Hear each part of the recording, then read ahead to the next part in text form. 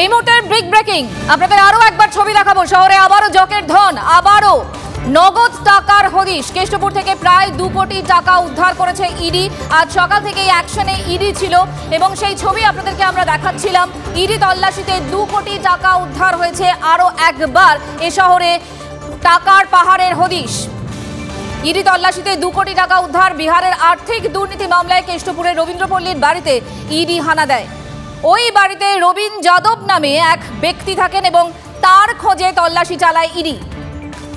রঞ্জিত ধর আমাদের প্রতিনিধি আমাদের সঙ্গে টেলিফোনে রয়েছেন। রঞ্জিত, কি খবর পাচ্ছি আমরা?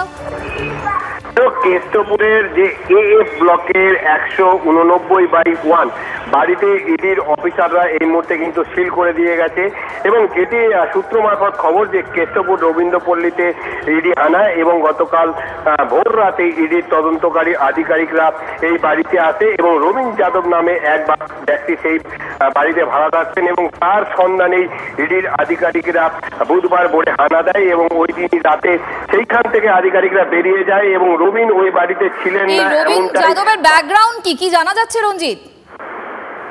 দেখো, পাটনার কোনো আর্থিক দুর্নীতি মামলায়, সাইবার মামলায় এই রবীনের ইনভলভমেন্ট পেয়েছিল এবং সেই কারণে রবীনের সূত্র ধরে সেই বাড়িতে আসে এবং দীর্ঘক্ষণ ধরে তল্লাশি অভিযান সংগঠিত করার পরে বেশ কিছু নগদ টাকা, প্রায় 1.5 থেকে 2 কোটি নগদ টাকা উদ্ধার হয়েছে, এমনটাই ইডি সূত্র মারফত খবর।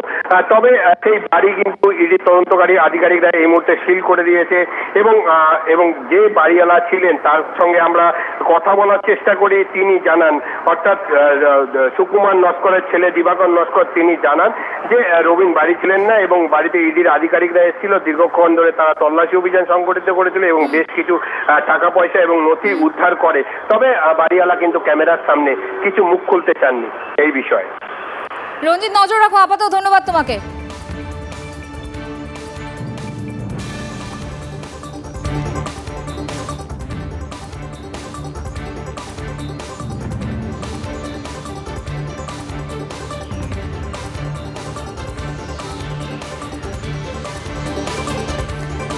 রবীন্দ্রপল্লী সেই বাড়ির ছবি এই মুহূর্তে আপনাদের সামনে।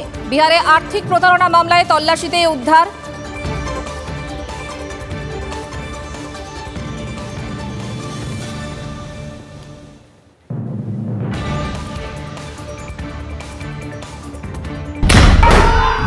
খবরের শুরু থেকে শেষ কথা, দিনভর যা যা ব্রেকিং এক নজরে দেখে নিন। একের পর এক খবর, জেলা থেকে শহর, দেশ থেকে বিদেশ, না দেখলেই মিস। খবরের ধামাকা মানে 4:40 প্রতিদিন বিকেল 4টে, TV9 বাংলায়। TV9 বাংলা, না দেখলেই নয়।